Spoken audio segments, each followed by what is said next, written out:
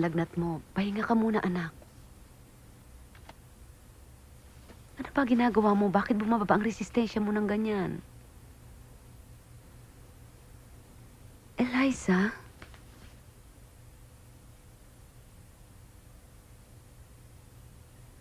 Maghihiwalay na ba kayo ni Papa? Anong klaseng tanong yan?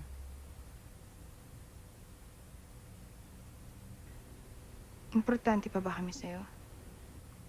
Siyempre naman. Bakit ganun? Huwag kasi kayo nakikinig sa kung ano-anong usapan.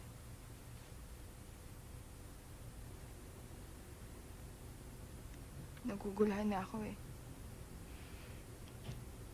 Napapahiya na ako.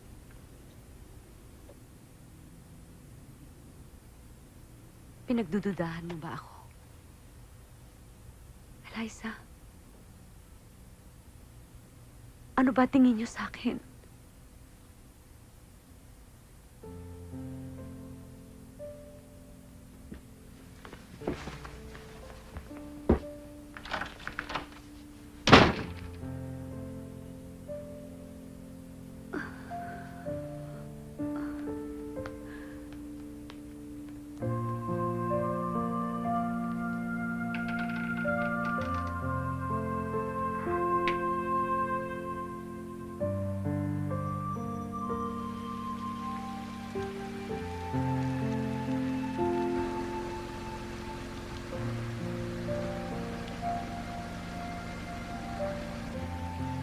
Walang ako sakit loob. Pangikaw ngita ko ngayon. Pa? 我被嘲笑。 Ikaw alaala, Michael? Nung naklayas ikaw, Pinalik niya ako rito. kaya kao. Malik na ikaw bahay nyo. Malik na ikaw kay Paul. Pagkatapos ng lahat,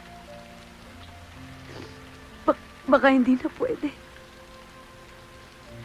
Di pati mga anak ko ayaw na sa akin.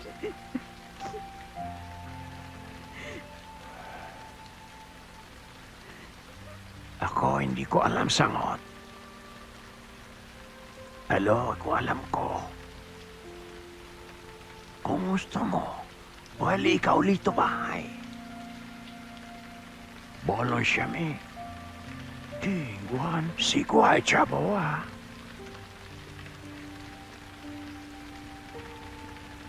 Hindi ko maipagkakaila na mahal ko pa rin si Michael. Paano mo makakalimutan ang isang taong una mong minahal? Pinangarap mong maging asawa at maging ama ng iyong panganay. Sa mga sandaling yon, humingi ako ng palatandaan. Isang bagay, isang pangyayari na magpapahiwatig na kailangan ko nang iwan si Paul at sumama kay Michael.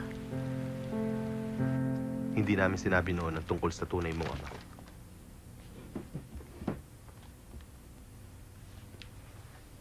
Para hindi mo isipin na iba ka sa mga kapatid mo. Pa, 多少地中國東吹嘅嘢ka.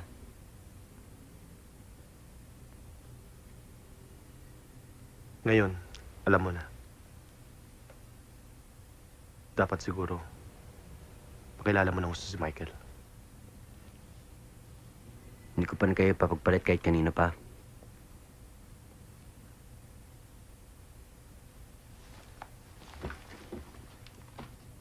Siya pa rin ang tunay mong ama, Stephen.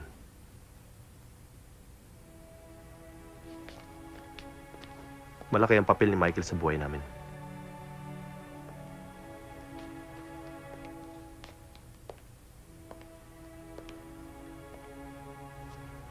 May pagmamalaki mo siya.